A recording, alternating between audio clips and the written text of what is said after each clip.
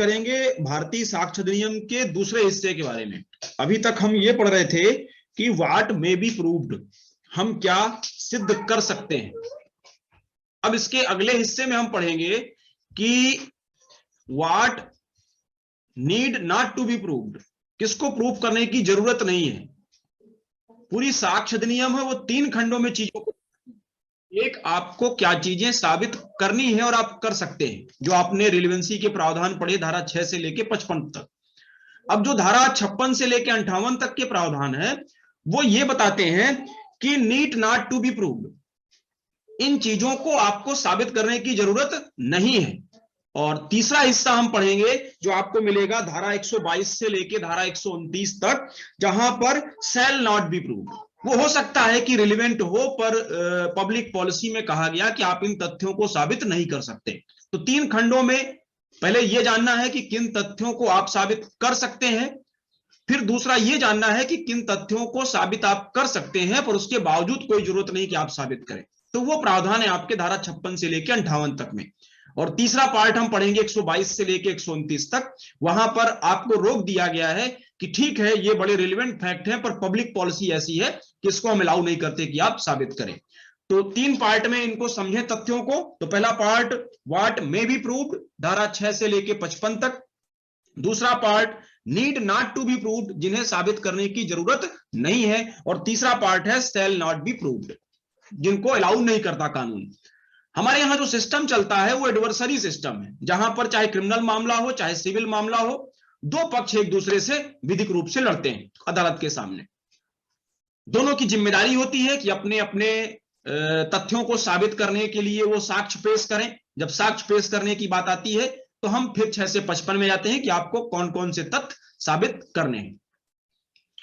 अब जो दूसरा हिस्सा मिलता है कि इन तथ्यों को साबित करने की जरूरत नहीं है, वो 2 पार्ट में बटे हुए हैं। एक वो तथ्य हैं जिनका न्यायालय जुडिशियल नोटिस लेता है, धारा 56 और 57 उन्हीं की बात करती हैं, जिन तथ्यों का न्यायालय जुडिशियल नोटिस लेता है, इन्हें साबित करने की जरूरत नहीं है। दूसरा धारा 58 बताती है कि पक्षकारों ने जिन तथ्यों को स्वीकार कर लिया है उनको भी साबित करने की जरूरत नहीं है। अदरवाइज यदि आप समझें कि हम यदि इनको अलग नहीं करते, समझिए कि दो पक्ष लड़ रहे हैं, 2 पक्ष लड़ रहे हैं, दोनों अपनी अपनी बातों को कह रहे हैं, तो लड़ाई तो उसी बिंदु पर होगी जिस पर आप असहमत हैं। यदि आप सहमत हैं दोनों किसी एक बिंदु पर, उस पर क्यों जरूरी है कि साक्ष्य पेश करें। कोई ऐसा तथ्य है जिसको दुनिया जानती है कि सूर्य पूर्व से निकलता है पश्चिम में डूबता है, आज सोमवार है, तो क्या इन पर भी हम एविडेंस पेश करने को अलाउ करें पक्षकारों को कि आप पेश करिए कि आज सोमवार है, तो आप लाला राम स्वरूप का पंचांग लेके कोर्ट में आइए। क्यों अदालत नहीं जान सकती कि आज सोमवार है? तो दोनों पर जिम्मेदारी ला दी गई। अदालतों के ऊपर भी कहा गया कि जब दुनिया इस तथ्य को जानती है तो आप भी इसका नोटिस लीजिए, इसमें पक्षकारों से अपेक्षा मत करिए कि वो साक्ष्य लेके आए। तो ये धारा 56 और 57 जुडिशियल नोटिस की बात करते हैं कि जब सारी दुनिया जानती है, सर्वविदित है ये तथ्य, तो न्यायालय से भी अपेक्षा की जाती है कि आप भी जानिए, आप भी जानिए कि कौन सा दिन है आज, आप भी जानिए कि कौन सी तारीख है आज, सब कोई जानते हैं, आप भी जानिए। तो जुडिशियल नोटिस उन्हीं तथ्यों की होती है जो सर्वविदित होते हैं। दूसरा कि जब दोनों पक्ष तैयार हैं किसी बिंदु पर, एक ने दावा पेश किया, दूसरे ने जवाब दावा पेश किया, दोनों किसी दावे में जो हमने प्लीडिंग की है, हमारा विरोधी उस प्लीडिंग को स्वीकार कर रहा है, अब उस पर तो विवाद ही खत्म, तो फिर क्यों हम दोनों पक्षों से कहें कि आप एविडेंस पेश करिए। तो ये दोनों नियम यही बताते हैं कि किन तथ्यों को आपको साबित करने की जरूरत नहीं है। तो उसके 2 हिस्से हैं, एक जुडिशियल नोटिस लेता है न्यायालय जिन तथ्यों की, उनको साबित करने की जरूरत नहीं है, और दूसरा जिन बातों को पक्षकार आपस में स्वीकार कर लेते हैं। एक पक्षकार की बात दूसरे ने स्वीकार कर लिया, वहां भी अब क्यों साक्ष्य पेश करें। तो पहले जुडिशियल नोटिस पर आ जाते हैं। जुडिशियल नोटिस जैसे हम बार बार आपसे चर्चा कर रहे हैं कि जो सर्वविदित तथ्य हैं, जिनके बारे में सबको नॉलेज है, उनके बारे में अदालतों से भी अपेक्षा की जाती है कि आप भी इसको स्वीकार करें। जो जुडिशियल नोटिस का कॉन्सेप्ट है वो 2 तर्कों पर आधारित है कि यदि हम इन तथ्यों को साबित करने की जिम्मेदारी पक्षकारों से हटा लेते हैं तो हमारी जो judicial administration of justice delivery system है वो आसान हो जाएगा, हम आसानी से न्याय दे पाएंगे। तो समीचीन है और सुविधा युक्त है, कन्वीनियंस है और एक्सपीडियंट है, 2 चीजें हैं इसके साथ कि जुडिशियल नोटिस लेने के पीछे तर्क 2 हैं कि कन्वीनियंस है, सुविधापूर्ण है, और समीचीन है, एक्सपीडियंट है। इन्हीं दो तर्कों के आधार पर हम तथ्यों का जुडिशियल नोटिस लेते हैं। अब किन तथ्यों का जुडिशियल नोटिस लेते हैं, तो ये धारा 57 बताती है। धारा 56 पहले ये बताती है, जो नियम आपसे चर्चा कर रहे हैं, कि जिन तथ्यों की न्यायालय न्यायिक अपेक्षा करेगा उसे साबित करना आवश्यक नहीं है। साबित करना आवश्यक नहीं है किस तथ्य को? धारा 56 बताती है कि जिन तथ्यों की न्यायालय न्यायिक अपेक्षा करेगा उनको साबित करना जरूरी नहीं है। अब किन तथ्यों की न्यायालय न्यायिक अपेक्षा करेगा, यह भी अपने आप में एक प्रश्न है। तो धारा 57 हमारा मार्गदर्शन करती है। धारा 57 तीन कैटेगरी बताती है कि किन किन तथ्यों की न्यायालय न्यायिक अपेक्षा कर सकता है। तो पहले 1 से लेकर 13 तक के जो पॉइंट बिंदु हैं वो अलग अलग बता देते हैं कि इन तथ्यों की न्यायालय को न्यायिक अपेक्षा करनी ही होगी। सैल शब्द का उपयोग है, जो 13 ये दिए हुए हैं, लिस्ट दी हुई है, इसकी न्यायालय को न्यायिक अपेक्षा करनी ही होगी। लिस्ट आप लोग एक बार पढ़ सकते हैं कि भारत के राज्य क्षेत्र में कितनी विधियां प्रवृत्त हैं। विधि क्या है ये आपको जानने के लिए संविधान जानना पड़ेगा। संविधान में विधियों की परिभाषा दी हुई है। तो अब कानून को आप ये नहीं बताएंगे कि धारा 13 में ये लिखा हुआ है। आप स्टीफन साहब के समकक्ष व्यक्ति को उठा लाएं और कहें कि देखिए स्टीफन साहब ने हमारे सामने लिखा था। कोई जरूरत नहीं है। न्यायालय न्यायिक अपेक्षा करेगा कि भारत के कानून में क्या लिखा हुआ है। इसी तरह यूनाइटेड किंगडम की पार्लियामेंट ने कोई एक्ट पारित कर दिया, उसकी भी न्यायिक अपेक्षा करेगा। भारत के सेनाओं के युद्ध के नियम क्या थे, इसकी भी न्यायिक अपेक्षा करेगा।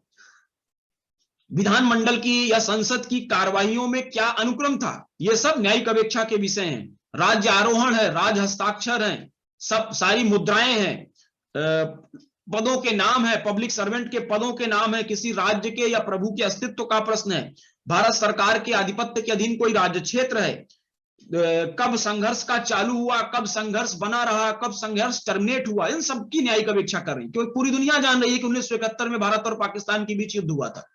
तो क्या अदालत नहीं मान सकती इस तथ्य को? अदालत को भी मानना पड़ेगा। अब उसके लिए हमें एविडेंस पेश करने की जरूरत नहीं है कि हम भारत सरकार का गजट लेके आए, उसके युद्ध के जो आई विटनेस उनको बुला के लाएं कि देखिए वहां से गोली चल रही थी, यहां से गोली चल रही थी। क्योंकि जब सारी दुनिया जान रही कि 1971 में युद्ध हुआ था, 1999 में कारगिल युद्ध हुआ था, तो अदालतों को भी जानना चाहिए समुद्र पर या भूमि पर मार्ग के नियम क्या है, सबको पता है। तो अदालतों को ये 13 लिस्ट दी गई है। लिस्ट आप लोग देख लीजिएगा कि तिथियों के बारे में, दिनांकों के बारे में, वारों के बारे में, आज मंडे है इसके बारे में, ये अदालतों को सब न्यायिक अपेक्षा कर लेनी। तो पहली लिस्ट है, उसमें अदालत को कोई विवेक नहीं है, शब्द उपयोग हुआ है कि न्यायालय न्यायिक अपेक्षा करेगा। जो पहली लिस्ट है 1 से 13 लेके, कि न्यायालय निम्नलिखित तथ्यों की न्यायिक अपेक्षा करेगा। सेल प्रजूम, यहां पर अदालत को प्रजूम करना ही पड़ेगा, विवेक नहीं अदालत को कि आज सोमवार है तो अदालत को मानना पड़ेगा आज सोमवार है। जो दूसरी लिस्ट आती है, दूसरा तथ्य आता है, वो आता है क्लास जो पैरा 2 मिलता है इसका, इन सभी मामलों में, मतलब जो ऊपर आपने मामले पढ़े और उसके अलावा तथा लोक इतिहास के, साहित्य के, कला के सब विषयों में भी न्यायालय समयुपयुक्त निर्देशों और दस्तावेजों की सहायता ले सकेगा। मतलब ऐसा नहीं है कि ये लिस्ट खत्म हो गई तो इसके अलावा न्यायालय जुडिशियल नोटिस नए तथ्यों को नहीं ले सकता। हमें जो पैरा 2 मिलता है उससे पता चलता है कि इन तथ्यों के अलावा न्यायालय लोक इतिहास के बारे में भी जुडिशियल नोटिस ले सकता है, न्यायालय साहित्य की बात के बारे में भी जुडिशियल नोटिस ले सकता है, न्यायालय विज्ञान के और कला के विषय के बारे में भी जुडिशियल नोटिस ले सकता है, क्योंकि लिखा हुआ है इन सभी के बारे में। जो 13 आपने पढ़े और इसके अलावा न्यायालय को और छूट दी गई कि आप इन 4 विषयों में भी जुडिशियल नोटिस ले सकते हैं। फिर कहा गया कि जुडिशियल नोटिस तो न्यायालय ले, पर उसके लिए वो पुस्तकों और दस्तावेजों की सहायता ले सकता है।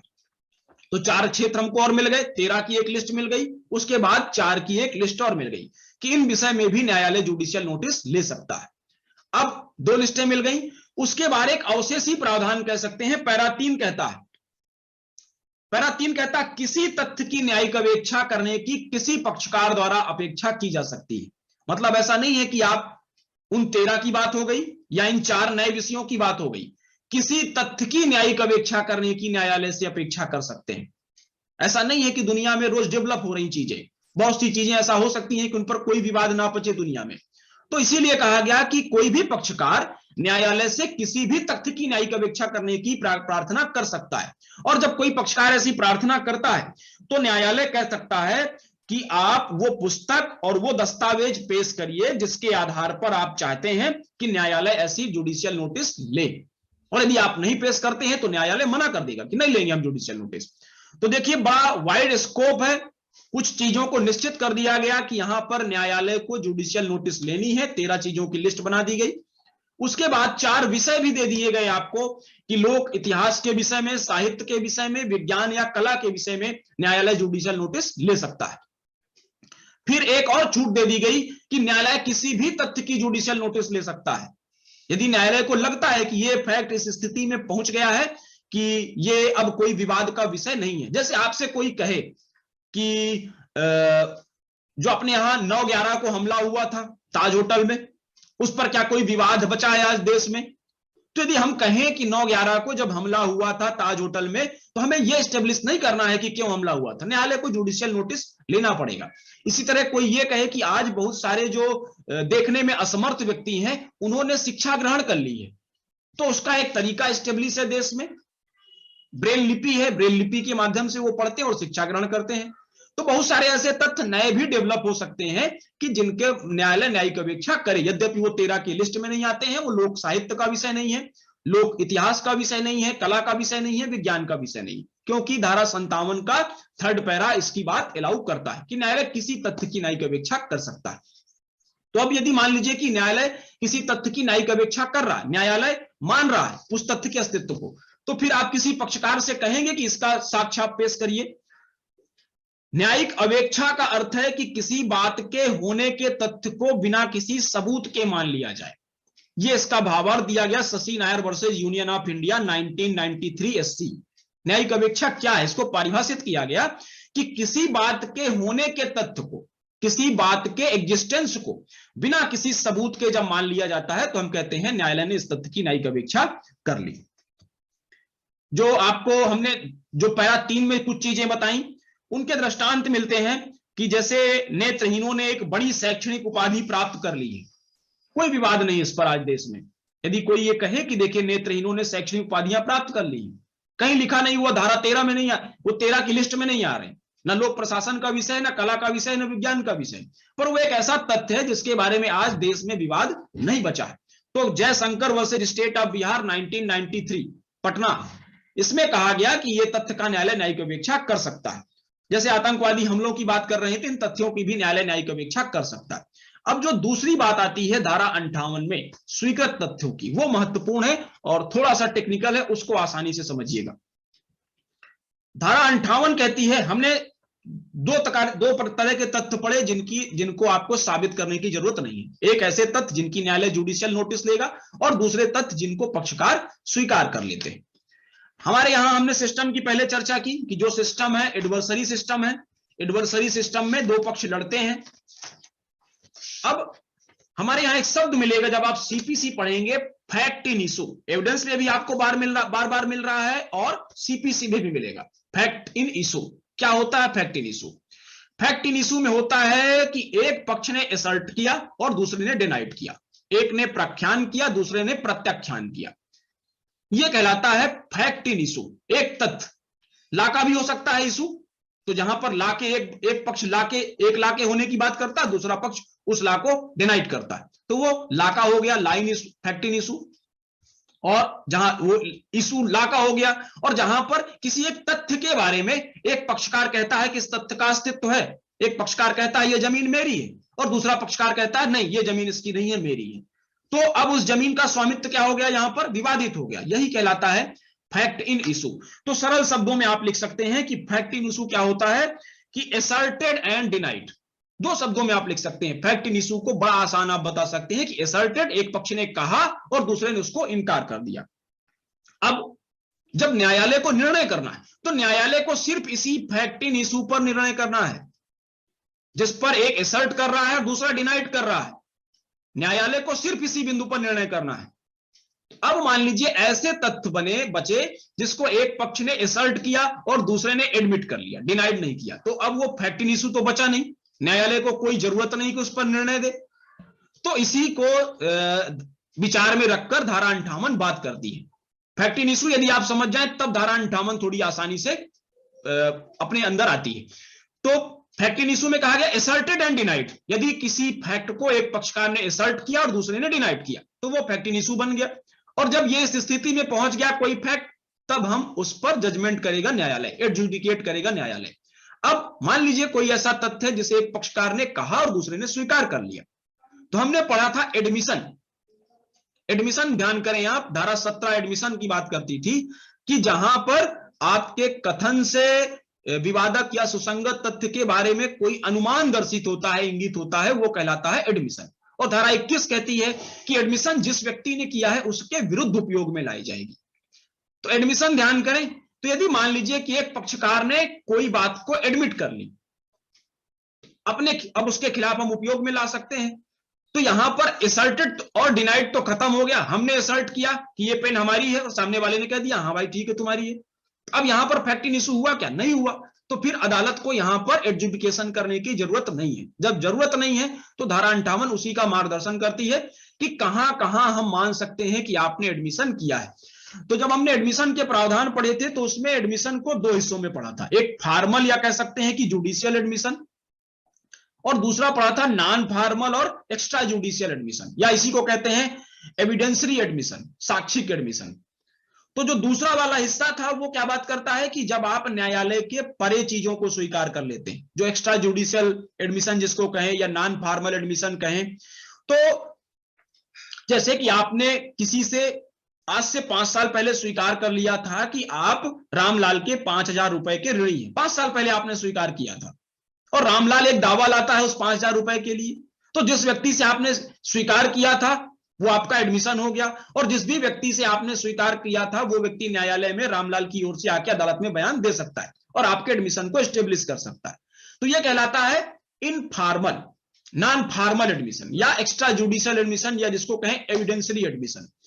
तो एविडेंसरी एडमिशन होता है, उसकी प्रोबेटिव वैल्यू धारा 31 से डिसाइड होती है कि वो निश्चायक प्रकृति का नहीं होता है, और साथ ही उसको आप डिस्प्रूव भी कर सकते हैं। जब निश्चायक नहीं है तो डिस्प्रूव कर सकते हैं।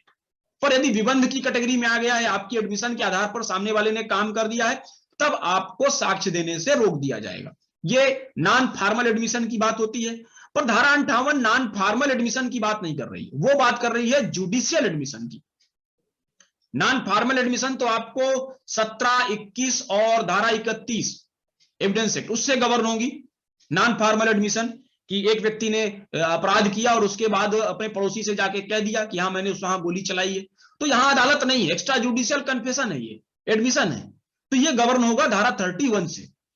अब बात करते हैं फॉर्मल एडमिशन की, जहां पर आप न्यायालय के सामने चीजों को स्वीकार करते हैं। तो न्यायालय के सामने जब आप चीजों को स्वीकार करते हैं वो धारा 58 कवर करती है। धारा 58 की एक बार लैंग्वेज देख लेते हैं, फिर उसके बाद आते हैं। किसी ऐसे तथ्य को कार्यवाही में साबित किया जाना आवश्यक नहीं। एक आपने धारा 56 में पढ़ा था कि साबित किया जाना आवश्यक नहीं है, और दूसरा मिल रहा है अपने को धारा 58 में कि यहां पर साबित किया जाना आवश्यक नहीं है, मतलब not need to be prove.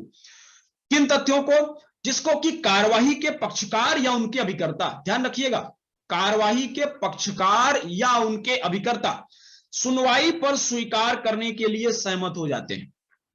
अलग अलग पार्ट लिखते जाइएगा, तीनों हिस्सों को अलग अलग बात करेंगे। पहला हिस्सा यह है कि जिसे कार्यवाही के पक्षकार या उसके अभिकर्ता ने सुनवाई के स्तर पर स्वीकार कर लिया, उस तथ्य को साबित करने की अब जरूरत नहीं पड़ेगी। दूसरा हिस्सा मिलता है कि सुनवाई के पूर्व, सुनवाई के दौरान में कोई कंडीशन नहीं है, पक्षकार या अभिकर्ता ने स्वीकार कर लिया है तो कोई कंडीशन नहीं है कि आप लिखित करें या ओरल करें। पर जब सुनवाई के पूर्व की बात आ रही है कि सुनवाई के पूर्व किसी स्वहस्ताक्षरित लेख द्वारा स्वीकार करने के लिए सहमत हो जाते हैं, मतलब सुनवाई के पूर्व भी आप चीजों को स्वीकार कर सकते हैं अदालत के सामने, पर जब आप सुनवाई के पूर्व चीजों को स्वीकार करेंगे तो वो आपको स्वहस्ताक्षरित लेख के माध्यम से स्वीकार करनी पड़ेगी। पहले वाले हिस्से में लेख की बात नहीं कर रहा, स्वहस्ताक्षरित लेख की बात नहीं कर रहा। आप अदालत ने आपसे पूछा, आपने स्वीकार कर लिया, काम खत्म। दूसरे वाले में कहा कि आप सुनवाई के पूर्व चूंकि कर रहे हैं और ये चीज आपकी अदालत के पास जाएगी तो आपके स्वहस्ताक्षरित लेख से होनी चाहिए, तभी आप साक्ष्य सबूत पेश करने से बरी हो पाएंगे। तीसरा कहा गया कि जिनके बारे में अभिवचन संबंधी किसी तत्समय प्रवृत्त विधि के अधीन यह समझ लिया गया कि उन्होंने अपने अभिवचनों द्वारा स्वीकार कर लिया। यहां पर आप एक्सप्रेस रूप से कुछ भी स्वीकार नहीं कर रहे हैं, पर जो प्लीडिंग के नियम बनाए गए हैं उन प्लीडिंग के नियमों का भावार्थ यह है कि हम मान लेते हैं कि आपने इस चीज को स्वीकार कर लिया। तीनों पार्ट को ध्यान रखिएगा, तीनों पार्ट पर अलग अलग आएंगे। तो पहला पार्ट है जहां पर आप सुनवाई के दौरान स्वीकार कर लेते हैं। दूसरा पार्ट है कि जहां पर आप सुनवाई के पूर्व हस्ताक्षरित लेख द्वारा स्वीकार कर लेते हैं। और तीसरा पार्ट है कि हम आपके एडमिशन को डीम्ड कर ले रहे हैं, आपने स्वीकार कुछ नहीं किया, पर अभिवचन संबंधी नियम ऐसे हैं जिसमें हम मान लेते हैं कि आपने स्वीकार कर लिया। तो जहां पर सुनवाई के दौरान स्वीकार कर रहे हैं वहां कोई दिक्कत नहीं है। जहां पर दूसरी बात करते हैं कि जहां पर आपने सुनवाई के पूर्व साबित, सुनवाई के दौरान साबित किया, जैसे आपको मिलेगा आदेश 12 सीपीसी यदि आप लोगों के पास हो तो निकाल लीजिएगा, कुछ प्रावधान हम सीपीसी के यहां से कनेक्ट करेंगे। तो आदेश 12 में आपको मिलता है कि notice of admission of the case, एक पक्षकार ने दावा पेश कर दिया। प्लीडिंग आप समझें, जब धारा आदेश 6 पढ़े आप तो प्लीडिंग को परिभाषित करती है और कहती है कि प्लीडिंग में अभिवचन में वाद पत्र और लिखित कथन शामिल है। अब एक पक्ष ने वाद पत्र दाखिल किया और दूसरे पक्षकार ने उसका लिखित जवाब पेश कर दिया। तो उसके बाद आदेश 12 में कोर्ट एक प्रक्रिया अपनाती है कि any party to a suit may give notice by his pleading otherwise in writing that he admit the truth of the whole or the, मतलब दूसरे पक्षकार ने जो तथ्य या जो दस्तावेज अपने समर्थन में पेश किए हैं वो अपेक्षा कर सकता है दूसरे पक्षकार से कि क्या आप इसे स्वीकार करते हो या नहीं। ठीक, दोनों पक्षकारों ने एक दूसरे से प्रेयर की कि आप स्वीकार करते हैं या नहीं, और आपने स्वीकार कर लिया। तो यह हो गया कि आपने सुनवाई के दौरान स्वीकार कर लिया, पहला वाला पार्ट हो गया। जो दूसरा आपको मिलता है कि जो आपने दावा पेश किया था या जवाब दावा पेश किया था, दूसरा पार्ट कि जहां पर आप लिखित रूप में स्वीकार कर लेते हैं। तो जब आपने दावा या जवाब दावा पेश किया और आपने चीजों को स्वीकार कर लिया, जब आपने दावा पेश किया तो प्रतिपक्षी की कुछ चीजों को स्वीकार कर लिया, या आपने जवाब दावा पेश किया तो प्रतिपक्षी की कुछ चीजों को स्वीकार कर लिया, तो यह भी एडमिशन कहला गया। आपने हस्ताक्षरित लेख से न्यायालय के सामने दावा या जवाब दावा पेश किया है तो उसको भी हम मान सकते हैं कि आपने स्वीकार कर लिया हस्ताक्षरित लेख के माध्यम से। जैसे एक इलस्ट्रेशन की बात करते हैं कि ए ने बी से 5,000 रुपए लिए थे और एक प्रॉमिसरी नोट लिखा था। बाद में बी ने उस प्रॉमिसरी नोट में पैसे ना देने के लिए ए के ऊपर दावा लाया कि आप इन्हें प्रॉमिसरी नोट लिखा है और ये 5,000 रुपए आप मुझे नहीं दे रहे हैं, आपने मुझसे लिया था। अब जब दावा पेश हुआ, बी ने दावा पेश किया, ए ने जवाब दावा पेश किया। ए ने जब जवाब दावा पेश किया तो ए ने स्वीकार कर लिया कि हाँ ये प्रोमिसरी नोट मैंने लिखा था पर कोई इसके पालन में लेन देन नहीं हुआ था। अब एक पार्ट उसने स्वीकार कर लिया। अब बी को क्या प्रोमिसरी नोट स्थापित करने की जरूरत है? नहीं है, क्योंकि ए ने ऑलरेडी स्वीकार कर लिया। ए ने जब स्वीकार कर लिया तो प्रॉमिसरी नोट साबित करने की जरूरत नहीं है। अब फैक्ट बचा लेन देन का, इसको कहते हैं डायरेक्ट एडमिशन कर लिया आपने। अब डीम्ड एडमिशन की बात कर लेते हैं कि जहां पर डीम्ड एडमिशन की बात हो रही है कि आपको अभिवचन संबंधी नियमों के अधीन मान लिया जाएगा कि आपने चीजों को स्वीकार कर लिया, जो धारा 58 की तीसरा पार्ट बात करता है कि यहां पर आपसे मान लिया जाएगा कि आपने चीजों को स्वीकार किया है। तो इसमें आदेश आप पढ़ें, आदेश 8 नियम 5, आदेश 12 नियम 2A। यहां पर बताया गया कि जब आप जवाब दावा तैयार करें, आदेश 8 नियम 5 में कहा गया सीपीसी में कि जब आप जवाब दावा पेश करें तो आपको दावे की चीजों को स्पेसिफिक रूप से डिनायल करना है, स्पेसिफिक डिनायल करना है। और यदि आपने किसी बिंदु को स्पेसिफिक डिनायल नहीं किया तो हम अभिवचन संबंधी नियम के अधीन मान लेंगे कि आपने उस बिंदु को स्वीकार कर लिया है। जो धारा 58 कहती है कि जहां अभिवचन संबंधी नियमों के अधीन मान लिया जाता है कि आपने चीजों को स्वीकार कर लिया है, तो कहां है अभिवचन संबंधी नियम? तो हमको मिलते हैं सीपीसी में। सीपीसी का आदेश 8 नियम 5 कहता है कि यदि वाद पत्र के तथ्य संबंधी हर अभिकथन का, वाद पत्र जो दावा पेश किया गया है आप उसका जवाब दे रहे हैं, तो आदेश 8 नियम 5 कहता है कि यदि वाद पत्र के तथ्य संबंधी हर अभिकथन का विनिर्दिष्टता या आवश्यक विवक्षा से प्रत्याख्यान नहीं किया गया या प्रतिवादी के अभिवचन में यह कथन स्वीकार नहीं किया जाता, तो हम मान लेंगे कि आपने उस तथ्य के अस्तित्व को स्वीकार कर लिया।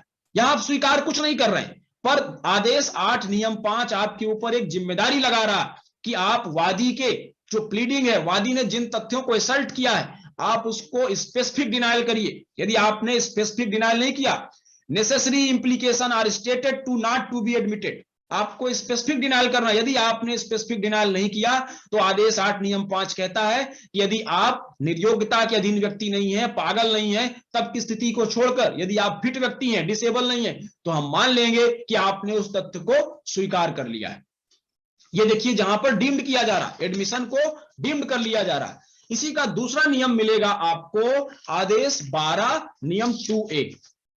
दस्तावेजों के बारे में बात हो रही है कि हर ऐसी दस्तावेज जिसको स्वीकार करने की मांग पक्षकार से की जाती है। हमने आदेश 12 का नियम पहले पढ़ा कि एक पक्षकार ने दूसरे पक्षकार से कहा कि आप हमारी चीजों को स्वीकार कर लें, और आपसे अपेक्षा की किसी पक्षकार ने, चाहे आप वादी हो चाहे प्रतिवादी हो, उस पक्षकार द्वारा अभिवचन में या दस्तावेजों की स्वीकृति की सूचना के उत्तर में विनिर्दिष्टता या आवश्यक विवक्षा से प्रत्याख्यात नहीं किया जाता।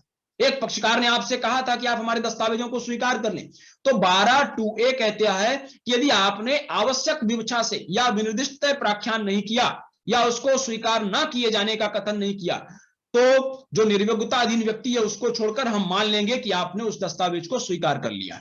तो यहां पर दस्तावेज की स्वीकार का नियम आ गया, और आदेश 8 नियम 5 में तथ्यों के स्वीकार का नियम आ गया। आप स्वीकार कुछ नहीं कर रहे हैं, पर आपकी ड्यूटी लगा रही है सीपीसी कि जब आप जवाब दावा दें तो आपको अपरेंटली स्पीकिंग डिनाई करना है। यदि आपने स्पीकिंग या अपरेंटली डिनाई नहीं किया तो हम मान लेंगे कि आपने तथ्यों को स्वीकार कर लिया। फिर धारा 58 वहां पे आ जाती है, फिर आप नहीं कह सकते कि हम इसको अस्वीकार करते। अब इसका बचाव क्या करते हैं, तो अधिवक्तागण सामान्यतया लिख देते हैं, यदि आप जवाब दावा तैयार करते हैं तो उसमें लिख देते हैं कि जिन तथ्यों को विशिष्टतः स्वीकार नहीं किया गया है उन तथ्यों को अस्वीकार समझा जाए। क्या इससे काम चल जाएगा?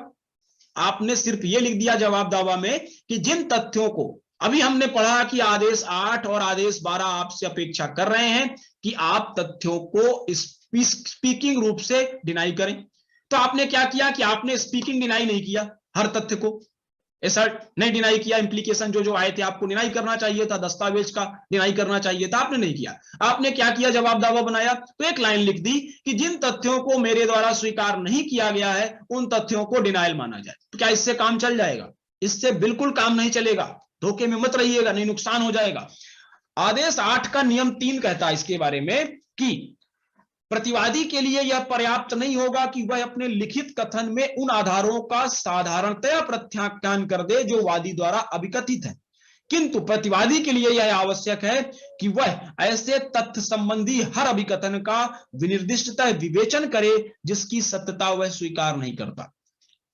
तो आप उस डीम्ड एडमिशन से बचने के लिए ये नहीं कह सकते कि मान लिया जाए जिस तथ्य को मैंने लिख के स्वीकार नहीं किया है उस तथ्य को अस्वीकार समझा जाए। यदि आपने अपने जवाब दावा में ये लिखा और फिर आप सोचें कि आप बच गए, तो आप बिल्कुल नहीं बचेंगे, क्योंकि आदेश 8 नियम 3 आ जाएगा और कहता है कि प्रतिवादी की जिम्मेदारी है कि वो सारे तथ्यों को विनिर्दिष्टता प्रत्याख्यान करे, उनकी विवेचना करे और उनकी सत्यता को अस्वीकार करे। तो ध्यान रखिएगा, उससे बचाव नहीं मिलेगा। ये बचाव आता था तो सुप्रीम कोर्ट ने भी 2013 में रूल्स बना दिए अपने। सुप्रीम कोर्ट ने रूल्स बना दिए, ये आपका 19 अगस्त 2014 में गजट एक्स्ट्रा ऑर्डिनरी ये पारित किया और कहा कि आपकी जिम्मेदारी है, इट इज नॉट सफिशिएंट कि आप उसका जनरल डिनायल करें, आपको स्पीकिंग और स्पेसिफाइड डिनायल करना। यदि आपने स्पीकिंग और स्पेसिफाइड डिनायल नहीं किया तो हम मान लेंगे कि आपने स्वीकार कर लिया। तो ये जो धारा 58 बात करती है, अमूमन हमको लगता है कि ये सीपीसी की ही बात कर रही है, क्योंकि यहां पर पक्षकार एजेंट की बात हो रही है, अभिवचन संबंधी नियम की बात हो रही है, तो ये सीपीसी को ज्यादा कवर करती है। ऐसा नहीं है कि क्रिमिनल को किनारे कर देती है, क्योंकि प्रोसीडिंग शब्द लिखा हुआ है तो प्रोसीडिंग में क्रिमिनल चीजें भी आ जाती है, पर जो टारगेट करती है, ये प्रहार हैमर करती है, वो सीपीसी पर करती है, क्योंकि इसकी जो शब्दावली है, party, agent, pleading, rule of pleading, तो ये सीपीसी में ज्यादा फिट होते हैं और सीपीसी इसके हिसाब से आपको मिलती भी है। तो 3 तरह से एडमिशन हुआ धारा 58 में। एक तो फॉर्मल एडमिशन, आपने कोर्ट के सामने सीधा सीधा कर लिया, या दूसरा कि आपने सुनवाई के पूर्व जो दावा या जवाब दावा पेश किया उसमें आपने हस्ताक्षरित लेख के द्वारा तथ्यों को स्वीकार कर लिया, या अभिवचन संबंधी नियम जो हमने आपसे चर्चा की, आदेश 8 नियम 5, आदेश 12 नियम 2A, आदेश 3, अभिवचन संबंधी नियमों के अधीन यदि आपने डिनायल प्रॉपर नहीं किया तो हम मान लेंगे कि आपने उन तथ्यों को स्वीकार कर लिया। फिर बात कर लेते हैं कि यदि क्या न्यायालय इसके आधार पर काम करने के लिए बाध्य है। क्या कंक्लूसिव प्रूफ हो गया, आपने किसी तथ्य को स्वीकार कर लिया?